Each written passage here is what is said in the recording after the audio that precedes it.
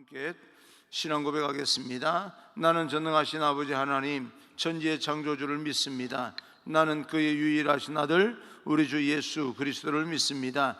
그는 성령으로 잉태되어 동정녀 아래에게 나시고 본디오 빌라도에게 고난을 받아 십자가에 못 박혀 죽으시고 장사된 지 사흘 만에 죽은 자 가운데서 다시 살아나셨으며 하늘에 오르시어 전능하신 아버지 하나님 우편에 앉아 계시다가 거기로부터 살아있는 자와 죽은 자를 심판으로 오십니다.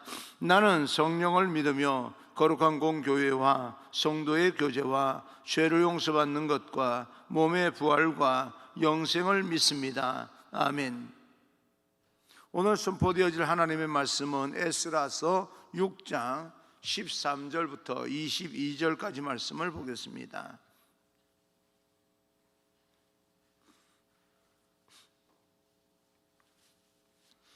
에스라서 6장 13절부터 22절까지 말씀을 제가 여러분에게 교독해 드리겠습니다. 다리오 왕의 조서가 내림에 유브라데 강 건너편 총독 다뜨네와 스달보스네와 그들의 동관들이 신속히 준행하니라. 유다 사람의 장로들이 선지자 학개와 이도의 손자 스가랴의 권면을 따랐으므로 성전 건축하는 일이 형통한지라. 이스라엘 하나님의 명령과 바사왕 고레스와 다레스와 아닥사스다의 조서를 따라 성전을 건축하며 일을 끝내되 다리오 왕 제6년 아달월 3일에 성전 일을 끝내니라. 이스라엘 자손과 제사장들과 레위 사람들과 기타 사로잡혔던 자의 자손이 즐거이 하나님의 성전 봉헌식을 행하니 하나님의 성전 봉헌식을 행할 때에 수소 100마리와 순양 200마리와 어린 양 400마리를 드리고 또 이스라엘 지파의 수를 따라 순염소 12마리로 이스라엘 전체를 위하여 속죄제를 드리고 제사장을 그 분반대로 레위 사람을 그 순차대로 세워 예루살렘에서 하나님을 섬기게 하되 모세의 책에 기록된 대로 하게 하니라. 사로잡혔던 자의 자손이 첫째 달 14일에 유월절을 지키되 제사장들과 레위 사람들이 일제히 몸을 정결하게 하여 다 정결하며 사로잡혔던 자들의 모든 자손과 자기 형제 제사장들과 자기를 위하여 유월절 양을 잡으니 사로잡혔다가 돌아온 이스라엘 자손과 자기 땅에 사는 이방 사람의 더러운 것으로부터 스스로를 구별한 모든 이스라엘 사람들에게 속하여 이스라엘의 하나님 여호와를 찾는 자들이 다 먹고 즐거움으로 이랫동안 무교절을 지켰으니 이는 여호와께서 그들을 즐겁게 하시고 또 아수르 왕의 마음을 그들에게로 돌려 이스라엘의 하나님이신 하나님의 성전 건축하는 손을 힘있게 하도록 하셨음이었더라. 아멘. 여러분을 축복합니다. 성령 충만하시고 그 하나님의 능력으로 성령 충만한 하나님의 능력으로 여러분 모든 인생을 잘 극복하시고 행복하기를 주님 이름으로 축복합니다. 오늘은 예배로 은혜의 삶이 시작됩니다 라고 하는 제목으로 여러분과 함께 말씀을 듣겠습니다. 오늘 이 시대를 보게 되면 기쁨을 상실한 시대라고 말할 수가 있습니다. 기쁨은 영적인 것이고 내면적인 것인데 쾌락은 있는데 기쁨은 없고 웃음은 있어서 얼굴에 웃는 얼굴 같은데 그 내면에 깊은 평안이 없이 또 공허한 재미는 있는데 의미가 없는 그런 오늘날의 시대가 우리들의 시대가 아닌가라고 생각을 합니다. 여러분은 어떻습니까? 여러분 안에 기쁨이 있으십니까? 내면 깊은 곳에서 솟아나는 그 영적인 기쁨, 또 정신적인 기쁨, 그것이 여러분에게 있으십니까?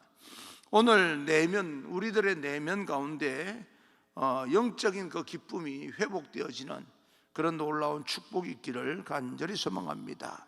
오늘 하나님의 기쁨으로 여러분 마음이 충만하기를 간절히 소망합니다. 드디어 오늘 성경 본문을 보게 되면 이스라엘 백성들이 무너졌던 성전을 재건하기 시작했고 4년 만에 성전을 다시 시작한 지 4년 만에 성전이 완공이 됩니다. 그리고 성전을 완공한 다음에 하나님 앞에 봉헌하는 그런 내용이 오늘 소개되고 있습니다. 오늘 봉헌에 대해서 소개하는 구절인데요, 16절입니다. 16절, 이스라엘 자손과 레위 제사장들과 레위 사람들과 기타 사로잡혔던 자의 자손이 즐거이 하나님의 성전 봉헌식을 행하니, 이스라엘 모든 사람들이 즐겁게 하나님 앞에 성전을 봉헌하는 의식을 행하게 됩니다. 기쁨의 봉헌식입니다. 어떤 기쁨이 그들에게 있었는지 한번 살펴보게 되면, 첫째, 형통의 기쁨이 있었습니다. 14절입니다. 14절, 유다 사람의 장로들이 선지자 학개와 이또의 손자 스가리아의 권면을 따랐으므로 성전 건축하는 일이 형통한지라. 이스라엘 하나님의 명령과 바사왕 고레스와 다리오와 아닥사스다의 조서를 따라 성전을 건축하며 이 일을 끝내되, 하나님께서 이스라엘 백성들의 성전을 짓는 일에 형통하게 하셨다. 여러분 인생이 하나님으로 인하여서 그 어떤 일이든 형통하기를 주님 이름으로 축복합니다. 오늘 그 형통의 길이 어떻게 해서 형통하게 되었는지 두 가지 정도로 소개하고 있는데, 첫째로는 장로들과 선지자들이 연합할 때, 믿음의 사람들이 모두가 한 마음이 되었을 때 형통하게 됩니다. 장로들은요, 선지자들의 권면, 예언을 경청하고, 또 선지자들은 장로들을 도와서 협력할 때 형통하게 됩니다. 오늘날도 마찬가지입니다.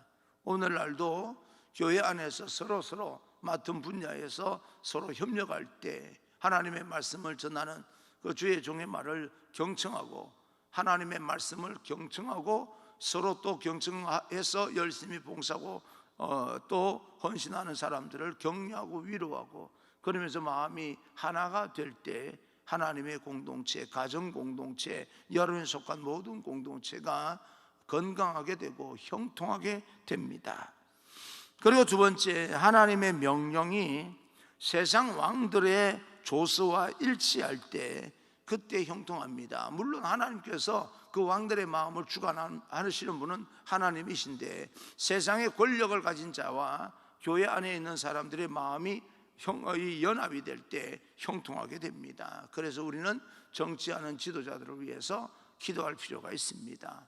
왜냐하면 그들이 잘못된 그런 어떤 통제를 하든 안 하든 상관없이 그들을 통해서 우리가 통제받는 것도 사실이기 때문에 그들과 마음이 하나가 될 때 형통합니다. 그래서 우리는 지도자들을 위해서 기도해 줄 필요가 반드시 있습니다. 잘못된 것을 평가하고 비판하는 건 좋으나, 우리가 평가하고 비판하는 만큼이나 그들을 위해서 기도해 줄 필요도 있습니다. 비판하고 평가하십시오. 자기 나름대로 평가할 수 있지 않겠습니까? 거기에 대해서 내 생각하고 다르니까 너는 내 편이 아니다 그러지 마십시오. 그러나 우리끼리는 서로 다른 의견들을 서로 이야기를 주고받을 수 있겠으나, 한 가지, 이쪽 진영이든 저쪽 진영이든 진영이 전혀 다르고 좀 이념이 다르고 사상이 다르다 할지라도 한 가지 분명하게 일치해야 되는 것은 있습니다. 지도자들을 위해서 기도하는 모습은 일치해야 됩니다. 다시 말하면 왕들이 우리가 세상의 권력을 따라야 되지만 세상의 왕들도 하나님의 말씀에 준행할 때 형통하게 됩니다. 저들도 그것을 깨달았으면 좋겠습니다. 여러분, 이 두 가지 형통의 모습을 통해서 연합이 하나님 말씀을 중심으로 해서 연합하는 것이 형통하는 길이다. 정말 막힘없이 잘 진행되기 위해서는 말씀을 중심으로 잘 연합을 해야 됩니다. 그런데 이 연합의 구심점이 있을 때 가능한 형태로 나타나는데, 다시 말씀드리면 연합의 구심점은 사람이 아닙니다. 어느 지도자가 아닙니다. 하나님의 말씀이 되어야 됩니다. 진정한 연합은 어떤 특정한 어떤 그 권력 있는 그런 어떤 사람이 중심에 설 때 맞춰질 때 일어나는 것이 아니라, 어느 공동체 이념이 같은 사람들이 모였을 때 형통이 일어나는 것이 아니라, 모두가 서로 각자 다른 생각을 가지고 있겠지만 하나님 말씀에 집중할 때 연합이 일어나고 형통이 일어나게 됩니다. 우리가 속해 있는 공동체가 하나님의 말씀이 중심이 되기를 간절히 소망합니다. 그래서 둘째, 무슨 일인가를 끝내는 기쁨이 있습니다. 이들이 누리는 기쁨은 어떤 일을 끝내는 기쁨이었습니다. 15절입니다. 15절, 다리오 왕 제6년 아달월 3일에 성전 일을 끝내니라. 어떤 일을 완성했다는 겁니다. 하나님은 일을 시작하는 분이시지만 일을 끝내는 분이시기도 합니다. 우리의 삶 가운데 어떤 일이 진행될 때 어떤 좋은 결말을 본다는 것만큼이나 큰 축복은 없습니다. 이스라엘 백성은 지금 성전을 최초로 짓기 시작할 때부터 20년 만에 성전 봉헌을 하게 되었습니다. 20년 만에요. 하나님의 이름으로 시작한 것은 하나님께서 반드시 이루시고 반드시 필요하신다, 반드시 마침이 있다라고 하는 겁니다. 빌립보서 1장 6절을 보게 되면 너희 안에서 착한 일을 시작하신 이가 그리스도 예수의 날까지 이루실 줄을 우리는 확신하노라. 하나님이 그 일을 시작하셨다면 하나님께서 우리에게 그 모든 일을 마칠 수 있도록, 진행할 수 있도록 형통을 허락해 주시고 결국은 마칠 수 있도록 능력을 허락해 주시리라 믿습니다. 여러분, 아직 여러분 삶 가운데 시작을 했는데 맞춰지지 않은 일이 있습니까? 좋은 어떤 열매가 나타나기를 간절히 소망합니다. 저도 여러분에게 매일매일 새벽 기도를 해야 되니까 또 언젠가 여러분과 함께 나누기 위해서 이제 구약을 계속해서 거의 하루에 오전은 설교 준비하는 것으로 시간을 많이 보내고, 못할 때도 있습니다. 다른 어떤 계획이 있어서 못할 때도 있지만 그래도 하루에 한 편 정도는 계속해서 이렇게 여러분과 새벽에 나눌 준비를 하고 있는데, 요즘은 또 여호수아를 하고 있습니다. 요단강을 건너고 하나님께서 건너게 하시고 또 가나안을 정복하는데 여리고성이 앞에 놓여 있고 원주민들이 거인과 같이 서 있고, 이 모든 것을 이스라엘 백성들이 어떻게 극복해 나가는가라고 하는 그런 어떤 사실에 대해서 여리고를 정복하기 위해서 하나님의 사자가, 군대 장관이 여호수아를 미리 만나 주셔서 그에게 또 위로하고 격려하고 이런 어떤 부분들을 생각하면서 준비하고 있는데, 책 하나하나를 마칠 때마다 누리는 그 기쁨이 있습니다. 여러분과 함께 지금 에스라스를 이렇게 함께 새벽에 말씀으로 나누고 있는데 또 얼마 있다가는 이 에스라스도 마치게 됩니다. 마지막 부분을 설교할 때 이 내용을 말씀드리긴 하지만 속에서는 묘한 기쁨이 있어요. 또 오늘 이렇게 하루 한 책이 맞춰지는 거구나 라고 하는 그런 느낌이 있습니다. 여러분에게도 시작한 일들 하나님께서 언젠가 아름다운 열매로 맞춰지게 만들 그날이, 끝내게 만들 그날이 있다는 사실을 깨닫고 힘내시고 용기를 내시고 계속 전진하시기 바랍니다. 그 다음에 세 번째, 드림의 기쁨입니다. 17절입니다. 17절, 하나님의 성전 봉헌식을 행할 때에 수소 100마리와 수양 200마리와 어린 양 400마리를 드리고 또 이스라엘 지파의 수를 따라 순염소 12마리로 이스라엘 전체를 위하여 속죄제를 드리고, 그들이 하나님 앞에 제사를 드릴 때 여러 가지로 드립니다. 수양을 드리고 어린 양을 드리고 염소를 드리고, 여러분 그들 안에 여러 가지 하나님 앞에 드리는 기쁨이 있었습니다. 드린다는 것은 내가 받았다는 뜻 아니겠습니까? 내가 가진 것이 있어야 드리는 거니까. 없는데 어떻게 드리겠습니까? 사실 내가 가진 것이 하나님께서 이미 나에게 주신 선물이기 때문에 드리는 기쁨을 누리고 있는 겁니다. 살아가면서 내가 받는 것도 중요하지만 사실은 받은 것을 나누는 그런 기쁨도 굉장히 큰 것입니다. 보람도 있고요. 진정한 기쁨은 주는데 더 크게 있습니다. 받으면 나누는 그런 어떤 기쁨을 함께 누릴 수 있기를 바랍니다.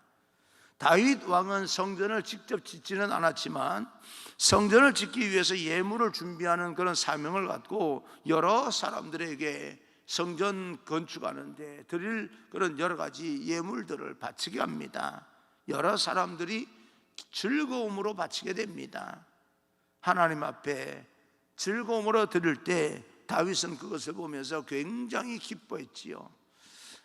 역대상 29장 14절을 보게 되면 나와 내 백성이 무엇이기에 이처럼 즐거운 마음으로 드릴 힘이 있었나이까. 모든 것이 주께로 말미암아 싸우니 우리가 주의 손에서 받은 것으로 주께 드렸을 뿐이니이다. 내가 받았기 때문에 드리는 것이다.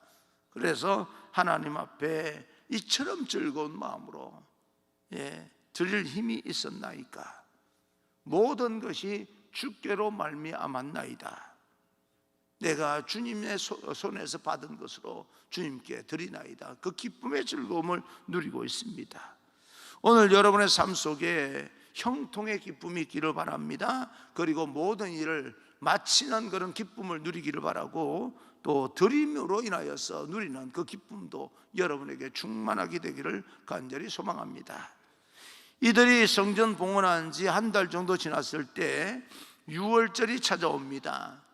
이 에스라스를 보게 되면 포로로 잡혔다가 고향으로 돌아온 지 20여 년이 지나는 동안에 그들이 유월절을 지켰다라고 하는 내용이 나오지 않습니다. 그런 것을 보게 될 때 최소한 거의 20년 만에 처음으로 유월절을 지키는 것을 보게 됩니다.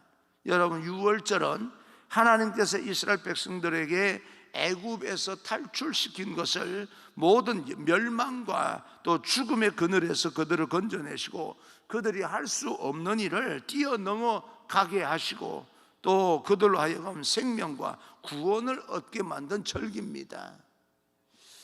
그러므로 유월절은 사로잡힘과 갇힘과 포로됨이 전제되어 있고 그것을 해방시키고 구원시키는 하나님의 손길이 전제되어 있습니다. 그 배경에는, 유월절의 배경에는 해방이라고 하는 그런 어떤 단어는 뭐가 전제가 됩니까? 식민지 생활, 포로 생활, 갇힘이 전제가 됩니다.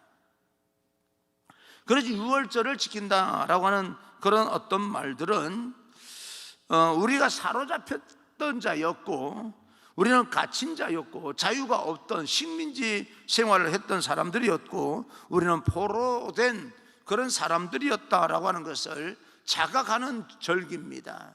우리는 과거에 이런 삶을 살았어.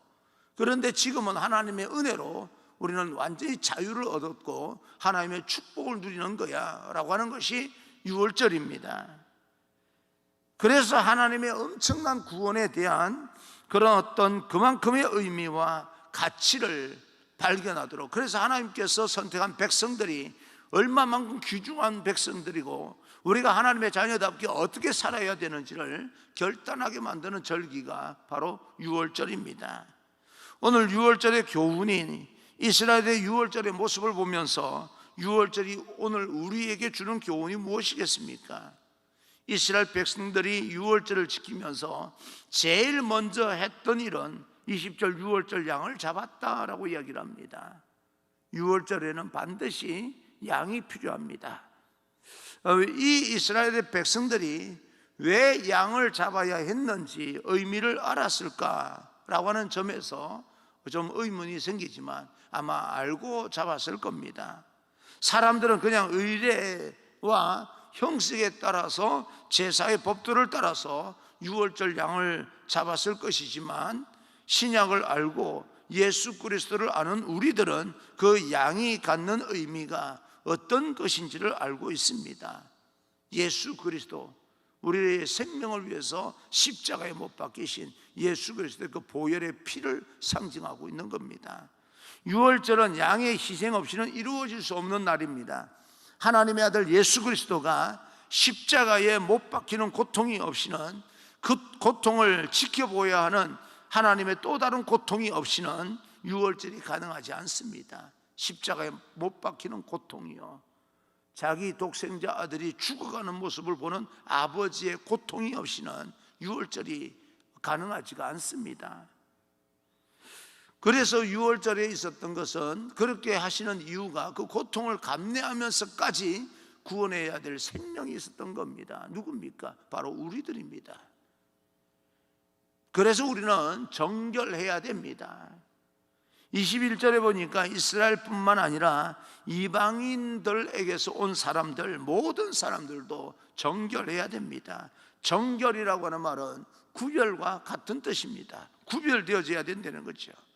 구별이라고 하는, 정결이라고 하는 단어 안에는 두 가지 내용이 포함되어 있는데, 한 가지는 버릴 것을 버려야 된다는 거예요. 버릴 것을 버려야 정결하게 되는 겁니다. 그리고 두 번째로는 하나님께 속해 있던 그 이방 사람들이라면 이스라엘 백성들에 속해야 된다는 거예요. 버림과 속함입니다. 이방 사람들의 더러운 것을 버리고 이스라엘 공동체에 온전히 속해지는 것이 바로 정결입니다. 여러분, 오늘날 우리들도 세속적인 것을 버리고 하나님의 공동체에 속한 것이 바로 정결입니다.